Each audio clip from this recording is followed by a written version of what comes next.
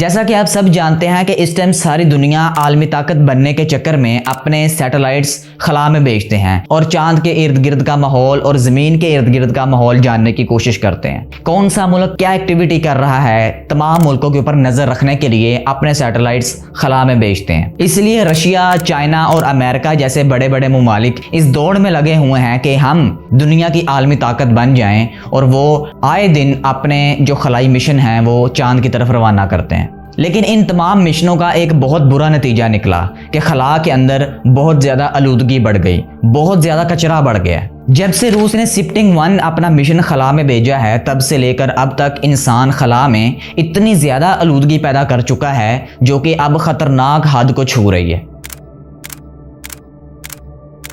اور اس کا آنے والے وقت میں ہمیں بہت ہی برا اثر دیکھنے کو مل سکتا ہے۔ سب سے زیادہ جو خلائی آلودگی ہے وہ زمین کے آربٹ میں ہے، جس کو LEO کہتے ہیں۔ خلائی آلودگی سے مراد یہ ہے کہ سیٹلائٹس اور راکٹس کے جو ٹوٹے ہوئے مٹیریلز ہیں وہ ابھی تک خلا میں ہی گھوم رہے ہیں۔ خلائی آلودگی کو زیادہ بڑھاوا تب ملا جب امریکہ نے 1984 میں ایک تجربہ کیا۔ جو سیٹلائٹ ان کا خلا کے اندر موجود تھا انہوں نے اسے زمین سے تباہ کرنے کی کوشش کی تھی اور وہ تباہ ہو گیا، اور اس کا مٹیریل ابھی تک زمین کے آربٹ میں گھوم رہا ہے۔ اب ظاہر سی بات ہے کہ عالمی سپر پاور کون نہیں بننا چاہتا۔ اس دوڑ میں پھر جو بڑی بڑی اور طاقتیں تھیں وہ بھی پیچھے نہیں رہیں۔ چائنا بھی اس میدان میں آ گیا کیونکہ ان کے اب سیٹلائٹس امریکہ کے نشانے پر تھے، لہٰذا اس قسم کا تجربہ چین نے 2007 میں کر دیا۔ انہوں نے زمین سے اپنا سیٹلائٹ تباہ کر دیا اور اس کا مٹیریل بھی ابھی تک زمین کے آربٹ میں گھوم رہا ہے۔ پھر رشیا بھی اس میدان میں کود پڑا، انہوں نے یہ تجربہ کر ڈالا، انہوں نے بھی اپنا سیٹلائٹ جو خلا کے اندر موجود تھا زمین سے تباہ کر دیا۔ اور تو اور انڈیا بھی اس دوڑ میں پیچھے نہیں رہا۔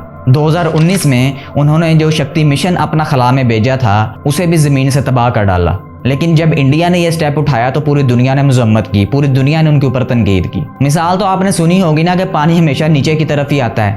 چائنا نے تجربہ کیا، رشیا نے تجربہ کیا، امریکہ نے تجربہ کیا، کوئی نہیں بولا، لیکن انڈیا نے تجربہ کیا تو ساری دنیا ان پر برس پڑی۔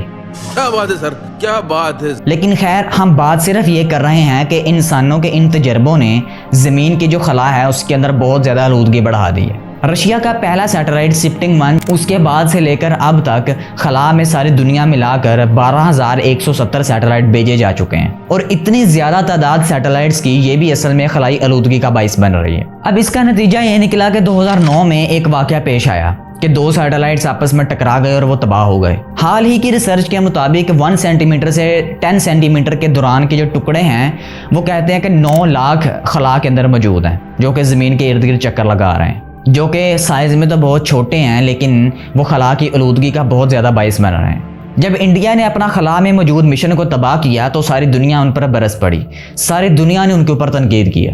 امریکہ نے بھی پھر ایک قانون بنایا، انہوں نے کہا کہ کوئی بھی ملک کسی بھی سیٹلائٹ سے 25 سال سے زیادہ کام نہیں لے سکتا۔ 25 سال کے بعد اس سیٹلائٹ کو زمین کے اوپر واپس لایا جائے گا اور بعد میں اپنا نیا مشن چاند کے اوپر بھیجا جائے گا۔ اور دوسرا قانون یہ بنایا کہ خلا میں ایسے سیٹلائٹس بھیجے جائیں جو خلائی آلودگی کا کم سے کم باعث بنے، جن پر زیادہ خرچہ کر کے ان کی مٹیریل کو زیادہ قابل اعتبار بنایا جائے اور وہ آلودگی کا کم سے کم باعث بن سکے خلا میں۔ اس طرح 1999 میں تقریباً 29 قوانین کے اوپر تمام خلائی ایجنسیوں نے اتفاق کیا تھا۔ تمام خلائی ایجنسیوں نے یہ اپنی رائے کا اظہار کیا تھا کہ ہم خلائی آلودگی کو روکنے کے لیے ان تمام 29 نکات کو مد نظر رکھیں گے۔ لیکن میں آپ کو بتا چکا ہوں کہ 2007 میں، 2014 میں اور 2019 میں رشیا، چائنا اور انڈیا یہ تجربے کر چکا ہے۔ بتانے کا مقصد یہ ہے کہ یہ جنگ طاقت کے حصول کی جنگ ہے، کوئی بھی ملک کسی بھی دوسرے ملک پر حکم نہیں چلا سکتا۔